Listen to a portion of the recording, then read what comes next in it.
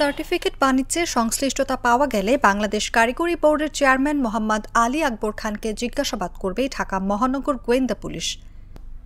গতকাল শনিবার রাজধানীর উত্তরা থেকে আলী আকবর খানের স্ত্রী মোসাম্মদ সেহেলা পারভিনকে গ্রেফতার করেছে ডিবি।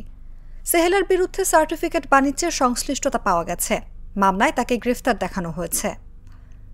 রোববার দুপুরে রাজধানীর মিন্টো রোডে ডিএমপির মিডিয়া সেন্টারে আয়োজিত সংবাদ সম্মেলনে সাংবাদিকদের এক প্রশ্নের জবাবে ডিবি প্রধান অতিরিক্ত পুলিশ কমিশনার মোহাম্মদ হারুনুর রশিদ একথা বলেন।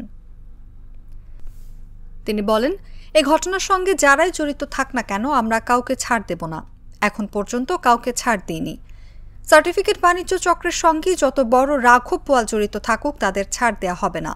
আমাদের তথ্য উপাত্তে যদি চেয়ারম্যানের সংশ্লিষ্টতার প্রমাণ পাওয়া যায় তবে তাকেও জিজ্ঞাসাবাদ করব। যে কোনো সময় তাকে জিজ্ঞাসাবাদ করার জন্য ডাকব।